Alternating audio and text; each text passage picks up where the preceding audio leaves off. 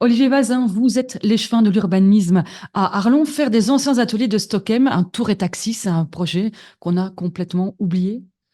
Bonjour, non, pas du tout. D'ailleurs, c'est la réunion avec la SNCB, la dernière réunion date d'il y a quelques jours, du 7 novembre, où nous avons pu aborder le sujet et rediscuter avec eux de l'opportunité de qu'ils vendent leurs ateliers. Alors ça, c'est une information parce que ça fait quand même des années que ce dossier est complètement englué. Comment est-ce que vous avez fait pour remettre la SNCB autour de la table?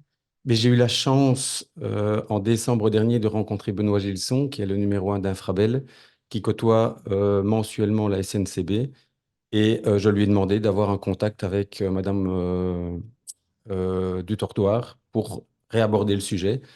Et à la place d'avoir Madame du Dordoir en réunion, on m'a envoyé le numéro 1 du Real Estate, qui est membre du comité de direction de la SNCB, pour rediscuter de la problématique. Alors vous avez réussi à renouer le contact, mais qu'est-ce qui coince? C'est une affaire de sous? Effectivement, donc Monsieur Couchard, que j'ai eu au téléphone mi-mars de cette année, m'a dit qu'il n'était pas d'accord avec le plan communal d'aménagement de la zone parce qu'elle était définie en zone d'équipement et de services, alors que si elle avait été définie en zone d'habitat, ils auraient pu vendre à meilleur prix leur terrain. Donc, si j'ai bien compris, maintenant vous êtes en pleine discussion. Depuis le mois de mai, vous avez donné un délai d'1 an pour avoir de sérieux progrès dans ce fameux dossier. Qu'est-ce qui coince encore ou qu'est-ce qui permet que ça va avancer? Mais en fait, le collège, au départ, n'était pas d'accord de modifier le plan communal d'aménagement, donc ce que l'on appelle un schéma d'orientation locale aujourd'hui, pour y intégrer de l'habitat, puisque la SNCB était autour de la table au moment de la définition. Sauf que, en accord avec le fonctionnaire délégué, nous avons réussi à convaincre le collège, et le collège est d'accord, du coup, de se remettre dans les discussions et essayer d'aboutir. Et comme vous l'avez dit, j'ai pris l'engagement avec Monsieur Couchard d'y arriver en 1 an.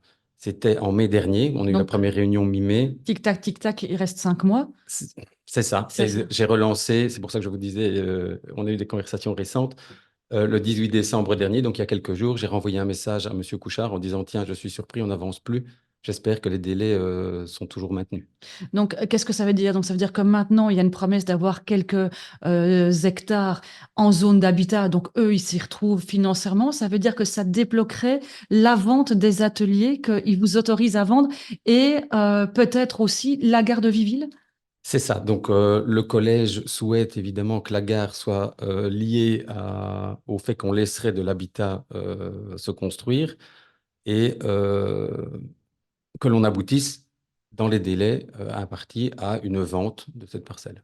En tout cas, ce qu'on peut retenir, c'est que le dossier était complètement endormi, on était embourbé depuis des années et que ça risque peut-être de prendre un nouvel élan en 2024. Effectivement, avec de l'habitat, on pourrait définir une zone mixte, style Belleval. Eschbelleval, voilà, la Rocale, des logements, des appartements, des commerces. Donc, tout peut être redessiné. Il faut juste maintenant qu'ils vendent. Ça que je ne veux pas faire de plan sur la comète, c'est juste l'étape maintenant, c'est qu'ils doivent vendre. C'est tout ce que vous acceptez, c'est le raccord de dire, OK, ça y est, maintenant on peut vendre et solliciter alors des opérateurs privés pour donner enfin un renouveau aux anciens ateliers de Stockholm. Tout à fait. Merci, Monsieur Léchevin, pour ces précisions. Merci beaucoup. À votre service.